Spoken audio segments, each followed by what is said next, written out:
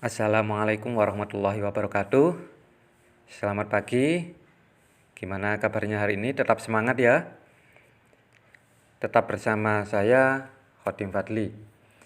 Kali ini kita akan membahas tentang pendapatan nasional. Pada pertemuan pertama, kita akan membahas tentang pendapatan nasional dengan sub pengertian pendapatan nasional. Yang kedua, manfaat penghitungan pendapatan nasional. Yang ketiga, faktor-faktor yang mempengaruhi pendapatan nasional. Yang keempat, komponen pendapatan nasional. Apa kalian tahu apa itu pendapatan nasional? Ya, pendapatan nasional merupakan jumlah pendapatan yang diterima oleh seluruh rumah tangga keluarga di suatu negara dari penyerahan faktor-faktor produksi dalam suatu periode. Biasanya dalam waktu 1 tahun. Nah, ada 3 pendekatan pendapatan nasional. Yang pertama adalah pendekatan nilai produksi. Yang kedua adalah pendekatan pendapatan. Yang ketiga adalah pendekatan pengeluaran. Jadi, arti pendapatan nasional berdasar 3 macam pendekatan tersebut. Yang pertama adalah nilai semua barang dan jasa atau output yang dihasilkan pada suatu negara selama 1 tahun. Kemudian jumlah semua pengeluaran yang terjadi pada suatu negara untuk membeli barang dan jasa selama 1 tahun. Kemudian jumlah semua pendapatan yang diterima pemilik faktor produksi sebagai balas jasa penggunaan faktor-faktor produksi pada suatu negara selama 1 tahun. Oke, sudah paham ya tentang apa itu pengertian pendapatan nasional? Untuk selanjutnya, kita akan membahas tentang manfaat penghitungan pendapatan nasional. Ada beberapa manfaat dari penghitungan pendapatan nasional, di antaranya yakni yang pertama, mengetahui struktur perekonomian suatu negara. Data pendapatan nasional dapat digunakan untuk mengetahui golongan perekonomian suatu negara menjadi negara industri atau negara pertanian ataukah negara jasa. Apabila suatu negara sektor industrinya merupakan bagian yang paling dominan dari pendapatan nasional, berarti negara tersebut struktur perekonomiannya adalah industri. Tapi ketika yang dominan adalah sektor pertanian, maka struktur perekonomiannya adalah pertanian. Manfaat berikutnya yakni membandingkan perekonomian antar negara. Kita tahu bahwa kemajuan pertumbuhan ekonomi antar negara tidaklah sama. Hal ini disebabkan oleh pendapatan nasional yang tidak sama. Maka data penghitungan pendapatan nasional dapat kita gunakan untuk membandingkan perekonomian satu negara dan dapat digunakan untuk membandingkan perekonomian dalam satu daerah. Penghitungan ini dapat digunakan sebagai tolak ukur perekonomian apakah negara tersebut termasuk negara maju atau negara berkembang. Manfaat yang ketiga yakni mengetahui perkembangan perekonomian dari tahun ke tahun. Pendapatan nasional dari tahun ke tahun tersebut dapat dijadikan alat penilaian perkembangan ekonomi suatu negara. Oke, selanjutnya yakni merumuskan kebijakan pemerintah dan perencanaan pembangunan. Manfaat pendapatan nasional ini digunakan sebagai dasar menyusun perencanaan kegiatan ekonomi di masa yang akan datang. Karena pendapatan nasional dihitung sepanjang waktu, sehingga kondisi perekonomian dapat dibandingkan dari waktu ke waktu dan kondisi dari masa lalu dan dapat digunakan sebagai dasar untuk menentukan kebijakan ekonomi di masa yang akan datang.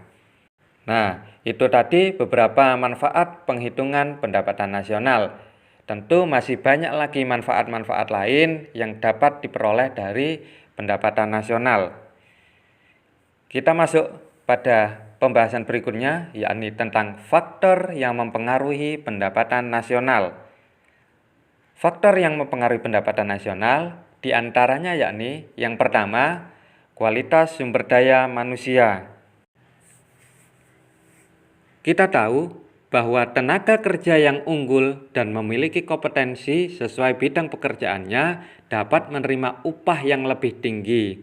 Hal ini dapat menjadikan pendapatan nasionalnya juga akan mengalami kenaikan.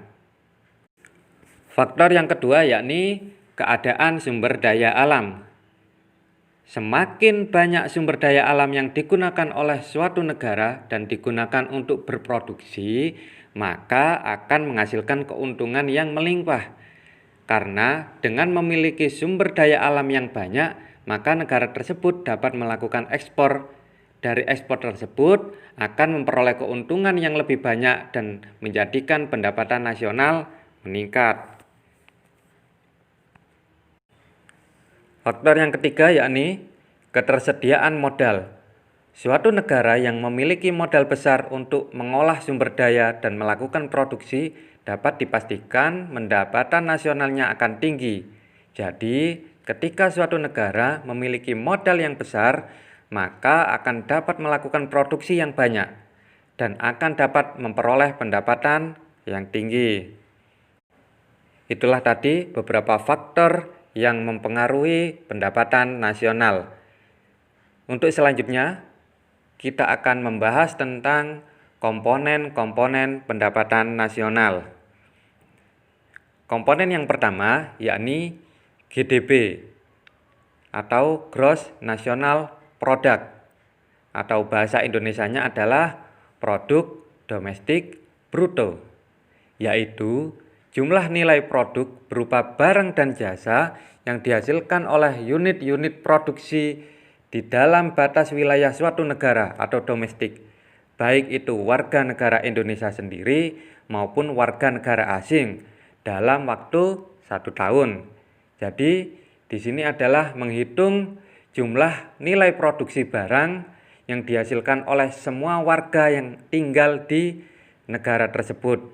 Misalkan di Indonesia, tidak hanya warga Indonesia, ada warga negara asing, misalkan warga negara Cina yang tinggal di Indonesia juga dihitung pada hitungan GDP. Selanjutnya, yang kedua yakni GNP atau Gross National Product, atau bahasa Indonesianya Produk Nasional Bruto, yakni produk berupa barang dan jasa yang dihasilkan oleh penduduk suatu negara nasional selama 1 tahun, termasuk hasil barang dan jasa yang dihasilkan oleh warga negara yang berada di luar negeri, tapi tidak termasuk hasil produksi perusahaan asing yang beroperasi di wilayah negara tersebut. Nah, kalau GNP ini adalah hanya warga negara nasional, misalkan warga negara Indonesia yang tinggal di Indonesia dan warga negara Indonesia yang tinggal di luar negeri, misalkan tinggal di Malaysia, tinggal di Singapura, dan lain-lain. Nah, penghitungan GNP ini menggunakan rumus PDB dikurangi produk neto terhadap luar negeri. Nah, pendapatan neto terhadap luar negeri sama dengan selisih pendapatan negara dengan pendapatan orang asing di dalam negeri. Kemudian komponen yang ketiga yakni NNP atau Net National Product, adalah hasil produksi yang dihasilkan oleh suatu negara setelah dikurangi penyusutan modal. Rumus dari NNP sama dengan GNP dikurangi penyusutan. Komponen yang berikutnya yakni NNI atau Net National Income, yakni pendapatan yang dihitung menurut jumlah balas jasa yang diterima oleh masyarakat sebagai pemilik faktor produksi.